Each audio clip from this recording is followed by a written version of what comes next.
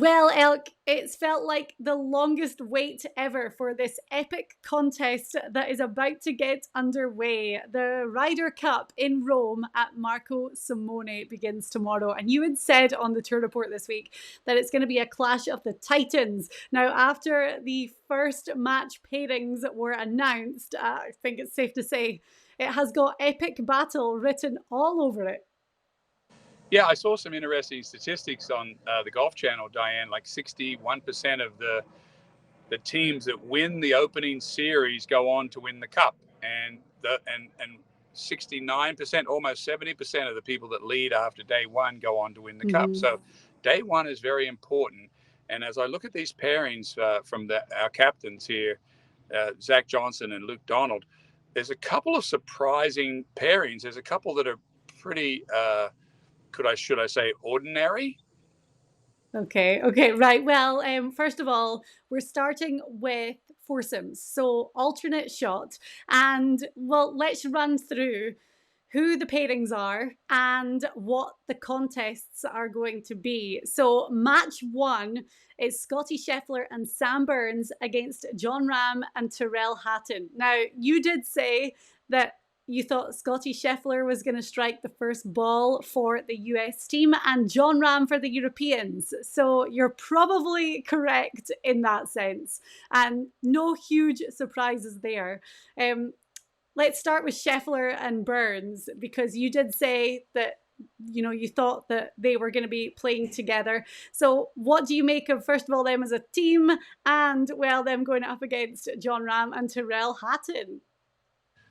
Well, I'm not, I don't really have a dog in this fight, but I'm a big fan of Scheffler, a big fan of Rahm, so I'm kind of coin flippy on this as far as who I want to win. But I'm just going to break down what I see. I did predict that Scheffler, they're playing the pod format in the Americans. I said that the worst putter on the American team is going to pick the best putter on this pod, and that's Sam Burns. But Sam Burns has the worst statistics, tee to green, of anyone and out of these 24 players. So I don't quite understand this pairing. I may be wrong, but I like Rahm and Hatton in this first match. I think, obviously, Luke Donald, and we'll talk about the final pairing from the Europeans. They've bookend themselves with the emotional leaders of this team, with Rahm and Hatton, and no surprise that McIlroy is going to be in the final group to sort of seal off this morning foursomes. Playing one ball is a very tricky game, Diane. You've got to hit it's the most difficult. The Europeans have a distinct advantage in this format. They seem to do well in it. Americans have not done as well. So how do you try to win a foursomes match? The best way to do it is have two straight hitters and get tons of chances for birdies. And this is a bit of a dangerous pairing here. I think Zach Johnson has put Scheffler. He's the number one player in the world. He's been working hard on his putting. He hopes all that pays off and carry Burns and pull him along here. So what do you see? Well, I think it's worth noting that Sam Burns won the match play event and was up against Scotty Scheffler. It came down to the two of them who was going to take home the trophy at the WGC Dell Technologies match play. And they're really good friends. And I think that, we've seen it with Jordan Spieth and Justin Thomas, who are notably missing from the first session. But the friendship factor, they know each other well. They know each other's tendencies, personalities, how they're going to react to certain situations. And they know each other's games inside out as well. And we know that Scheffler's putting has been such a contentious issue, and if anything, it's been so blown up. We also know that he's got a new putting coach in Phil Kenyon, and he's been working his butt off to identify what the issue was and then to go on and fix it. I think it's always extremely hard to rule out Scotty Scheffler, which, we obviously know he's been leading strokes gained tee to green throughout the entire season. Sam Burns, yes, but I go back to the match play win. And I think this year has been a little bit topsy-turvy for Burns. I think the two of them together, they're going to work well together, obviously. Jon Rahm has not been in form. And we talked about that on the tour report. I think the Ryder Cup is a separate entity. You have to maybe, slightly disregard stats and recent form from the playoffs, because it's different. And John Ram and Tyrrell Hatton are the most fiery guys on the team. So to have them playing together, I think is going to be electric to watch. And secondly, I think that they are going to potentially be a real power pairing for Team Europe. Now, you've done a lot of talking there. Do you actually have a pick in this match? Yes, I do. I think it's pretty obvious at the end of it that I am going to take John Ram and Tyrrell Hatton. Now, Okay. I do have a horse in the race, and I'm not going to just pick with my heart and be completely biased. Well, but I think that I'm going to favour Ram and Hatton in this first match. Well, not to counter anything you've said, I'm not writing off Scheffler. I'm just writing him off tomorrow in this first foursomes match. Oh, okay. And I'm not writing off Rahm because he is the player of the year. I think he won 4 times on the tour, including the Masters.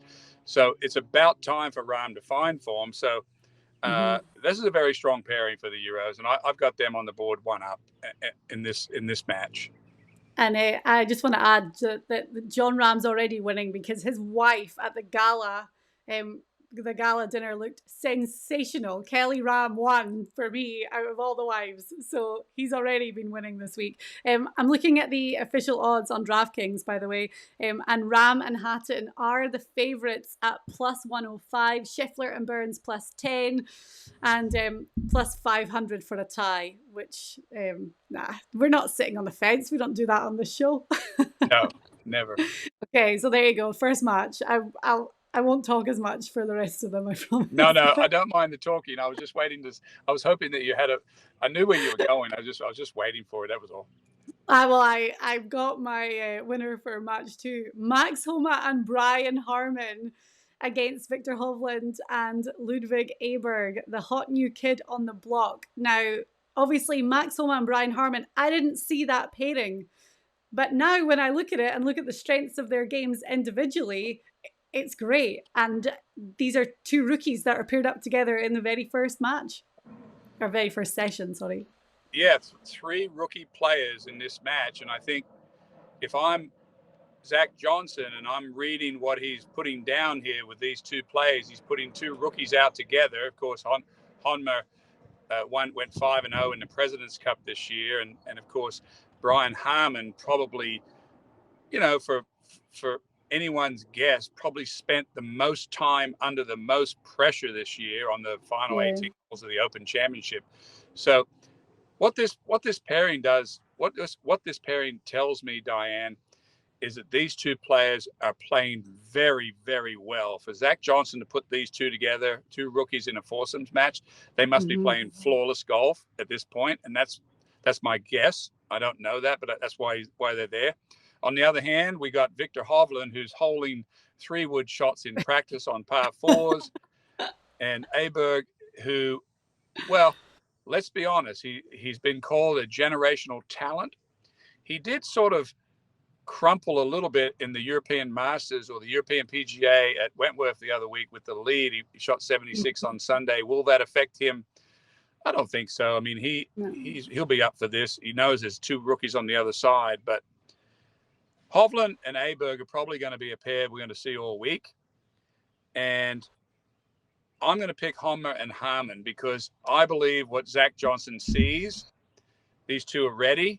They're playing excellent golf, obviously, and these other 2 are. I could flip a coin and pick. I know where you're going probably, because they're probably your 2 favorite guys, good-looking young guys. I'm going to pick Harman and Homer. Okay, well, if you think they're going to win, you can get them for plus 130. I'm going for Hovland and Aberg.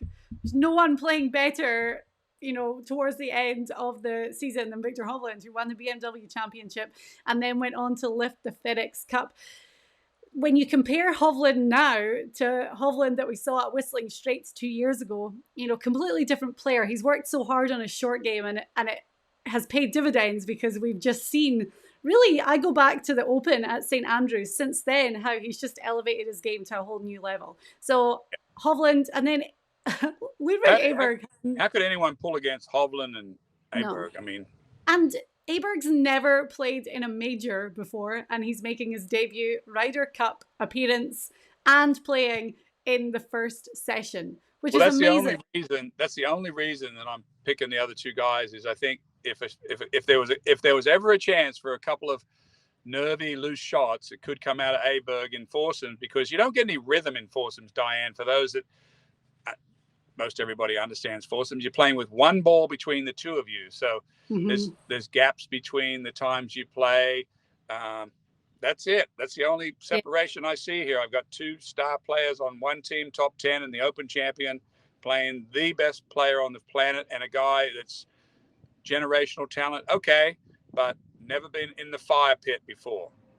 I think that it's very hard for Aberg to obviously prepare for that, and it's going to be a completely new experience. Playing in the first session, teeing off in the second match when, you know, that first tee is obviously going to be so fired up on Friday morning with the crowds in the Coliseum there. But I think that the alternate shot is going to help him. I think it's going to give him the chance to breathe a little bit and compose himself, knowing that he's playing with Hovland, who just won the FedEx Cup, and secondly, is the nicest guy on the planet. I don't think there'll be a lot of breathing, though.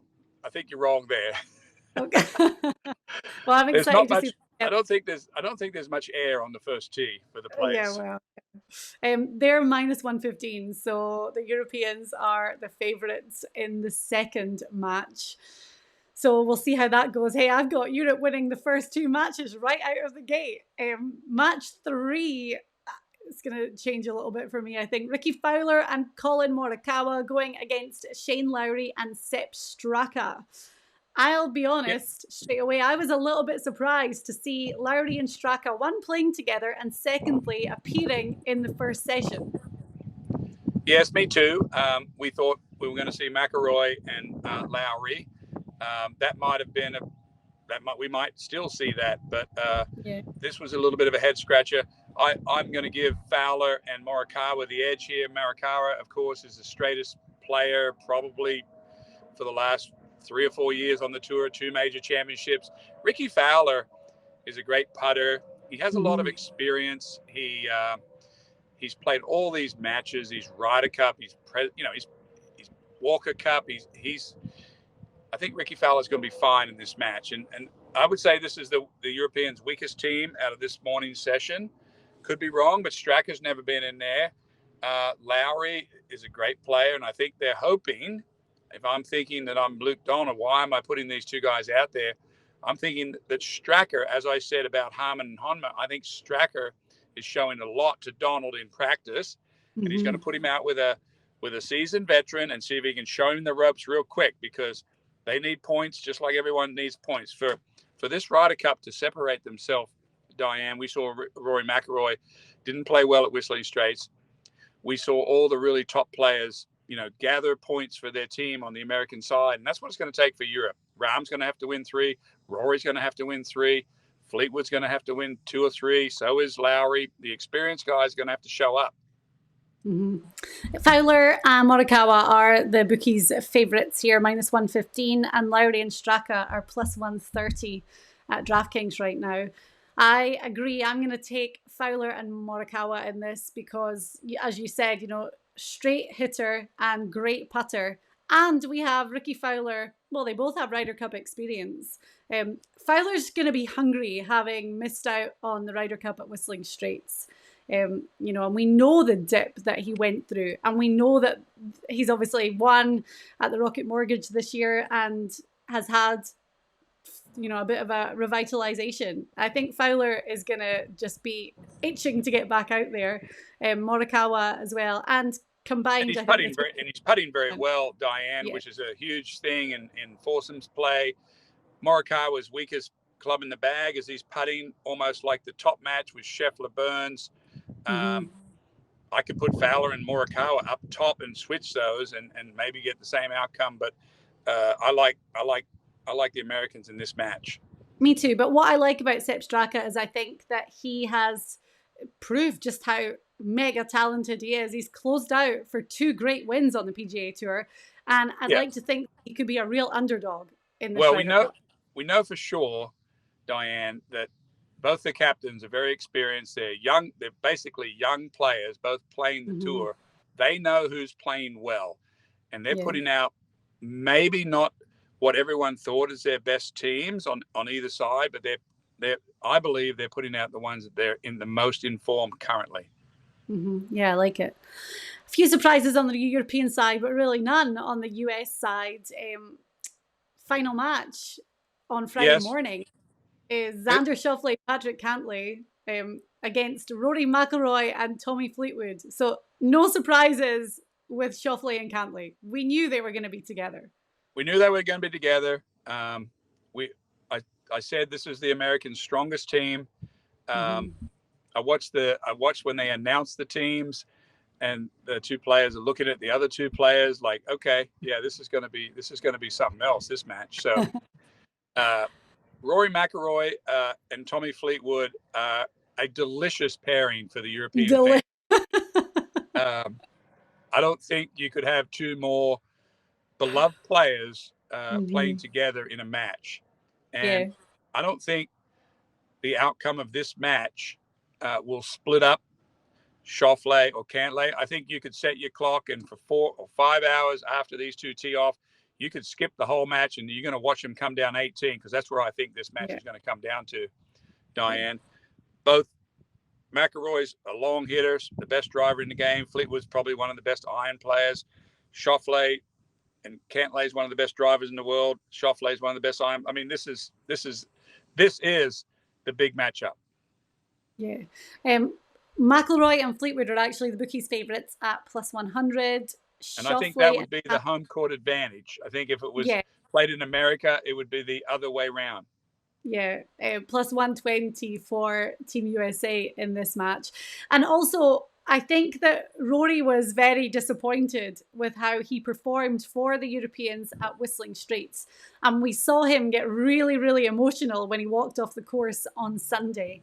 Rory's had a great year. He has had a fantastic year. Yes, he didn't get the major win that he was looking for, and didn't win the FedEx Cup. And Fleetwood has been playing really well, you know, towards the kind of second half when he almost won in Canada for his first win on the PGA Tour. Fleetwood has been playing great, and he's been in contention there or thereabouts pretty much every time he's teed it up. So I agree with you. This is going to be the match and the close one, but I'm looking for some down the stretch drama and another Euro point. Surprise, surprise. Yeah, exactly. And if you go by my picks, I've got Scheffler and Burns getting beat by Rahm and Hatton, and I've got Harman and Honma beating Aberg and Hovland. Fowler and Morikawa I like. And I think this session is going to come out 2-2, which in my book that means I would have to pick McIlroy and Fleetwood in this. I think this is going to be a split session. I do not see a 3-1 here at all. Do you? Yeah, yes, I'm going 3-1 Team Europe. I figured you would. Yeah. We have to start strong. We've been talking about this for 2 years, that the Europeans are going to have to start strong in this Ryder Cup. And as you say, home advantage. The European fans were very absent from Whistling Straits 2 years ago because we still had these COVID travel restrictions, and there were very few European fans. They're going to be out in droves at Marco Simone this week. There's going to be a lot of US support because there obviously always is. But I think, oh my gosh, I've got goosebumps even thinking about how it's going to be tomorrow morning when those guys are stepping up to the first tee. Yeah, and I think most of these American players are used to that. They know what's coming. Fortunately, none of those fans are hitting any shots, Diane. But I'm sure it will be very intimidating. I've been on the opposite side of that. Not a Ryder Cup, but a President's Cup. There's a lot of noise, but at the end of the day, you're playing two guys on the other side tomorrow with one ball, and that's the name of the game. You've got to put this ball in play off the tee, give your partner the best chance to get on the green and move forward. Anything can happen in these matches, and usually does. We're speculating here, Diane, by some statistics and some gut feelings. But one thing for sure, and I'll reiterate what I said 5 minutes ago, is I believe that both captains are looking at the players that are playing the best golf in practice in Rome currently for this morning's session. Are you going to be setting your alarm for midnight? I'll probably just leave the telly on with no volume and hope I wake up in the middle of the night. My husband took this week off work so that he could set his alarm for 3 a.m. He's told me. It all kicks off at 1:30 a.m. Eastern. So, yeah, so pumped up for it, so excited for it. And Now, what will you be doing the typical Euro thing? Will you be doing some potato pancakes and some Tennent's beer or something? What will be the? I don't think there's going to be much tomorrow, but Sunday I'm going to host a little breakfast for my family. And the funny thing is going to be we'll have my husband and my dad are the two Americans. And then myself, my mum and my brother are going to be representing Team Europe. But Sunday, we're getting a little bit ahead of ourselves here. Who knows how we're all going to be feeling on Sunday morning. I've got a feeling that nobody's going to be disappointed. I think this is going to be a very tight match. We've got 4 rookies on both teams. I would give the nod on the rookies to the Americans. Of course, the Europeans get the nod on the course and the crowd support. This is going to be a very close series. But tomorrow morning, I've got a 2-2, you've got a 3-1. That would be a massive lead for the Europeans, Diane. Yeah, too right. Okay, well, keep checking back with Secret Golf. We will be keeping up to date and giving our thoughts once the Ryder Cup gets underway on Friday morning.